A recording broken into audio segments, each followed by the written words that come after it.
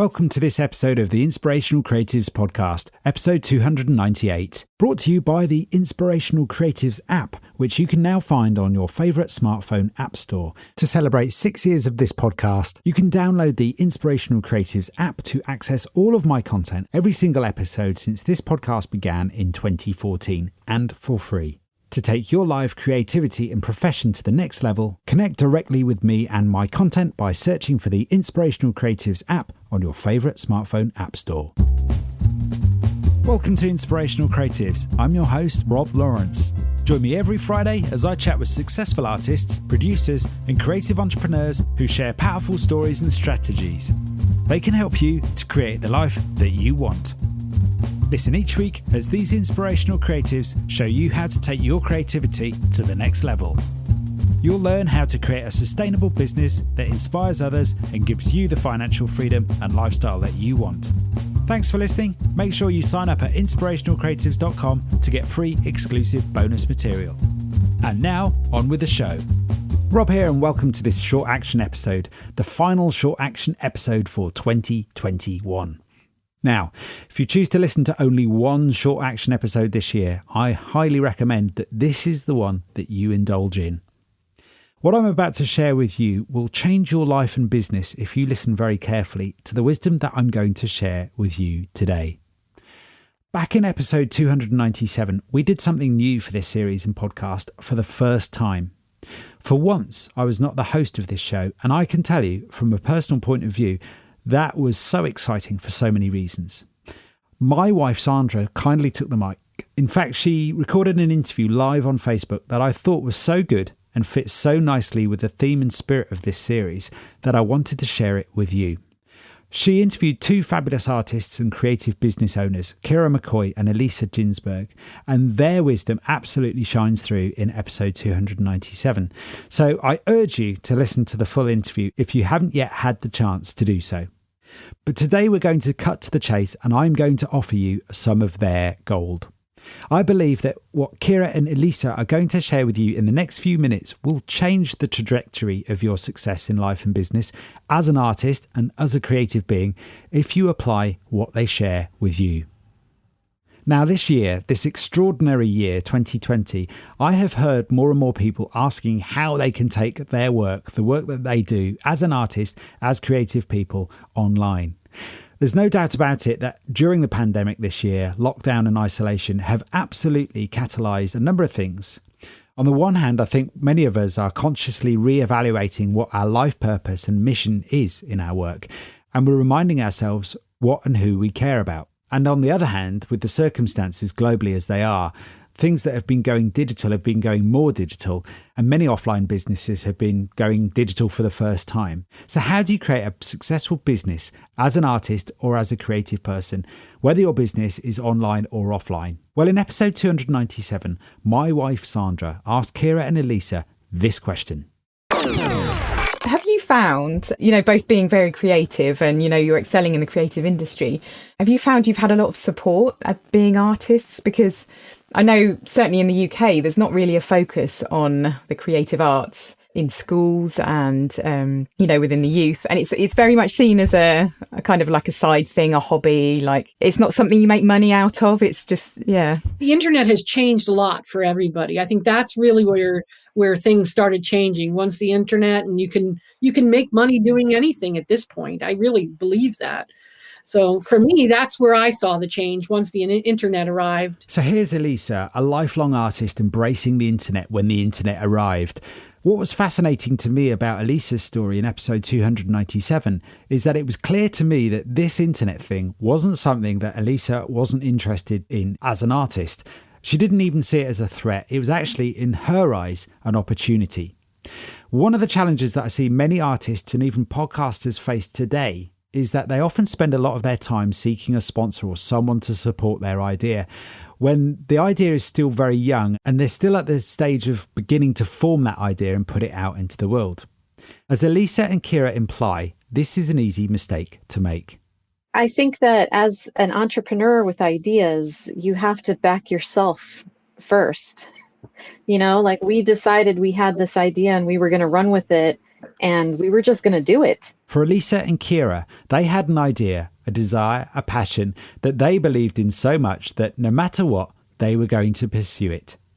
There's a term for people who start podcasts and then like quit them really fast called podfading. I mean, you might have heard that term because your husband has podcasts, right? So we decided when we started the podcast way back in 2007 that we were just going to do it, and we were not going to podfade and be like, well, no one listens, or we didn't get enough hearts on this episode, so let's quit. It was just like, no, we're doing it until people follow us. So it was consistency, and that is probably the number one thing that we've always done. I mean, we've had an episode on YouTube weekly since 2007. Kira and Ilysa have had an episode on YouTube every week since 2007. Let's pause there for a moment and reflect on that point. 2007. That's, by my calculations, 13 years ago. And if my maths is correct, somewhere over 600 episodes. Wow. So I see this all the time, Podfade, podcasters that come and go. They give a little try and then they're not getting whatever return they're quickly expecting early on from that effort, and then they move on. And it's not just in podcasting that I see this happen. I believe this is a mistake. With podcasting, for example, it's all about the long term. My business mentor from previous episodes, Neil Foley, taught me once that actually the people that succeed are those that stay in the game the longest. For me, it's also about legacy and leverage, as you might have heard me talk about. But for Kira and Ilysa and the success that they've had so far, consistency is key. So it's just commitment and consistency to your idea. And I think that ultimately you have to support yourself, especially, sure, artists are, not sometimes seen as like, some people use the word flaky or whatever, but that's personality. That you don't have to be flaky or not know what you're doing. If you're creative, you can just decide you're going to do it. It's about making the decision to do it. It's about making a commitment to your idea and committing yourself. You are going to do this thing. Set yourself a goal, decide how you're going to do it, or decide how you're going to consistently show up to achieve that goal, and then just do it. So here's the key to creating a successful business on the internet in 2021. I believe this is fundamentally true whether you decide to create something online or offline at any time.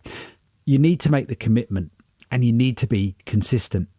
Now, that sounds simple, and it is, but it's actually hard for most people to execute and stick to. For example, I once heard through a chap called Jared Easley that only 3% of people who say they're going to start a podcast actually do. Even I've had tremendous challenges, even with this podcast, particularly around the consistency piece, as my businesses have grown with a growing number of clients to serve. You have to be creative in business as well as in art. And if you want to have a creative business, you have to learn it.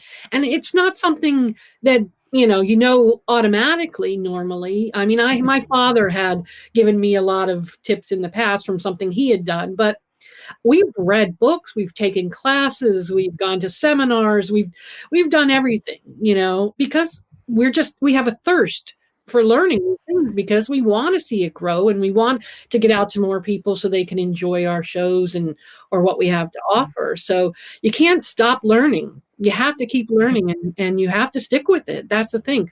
We see a lot of that, because we've done some business building with some of our design team and some people.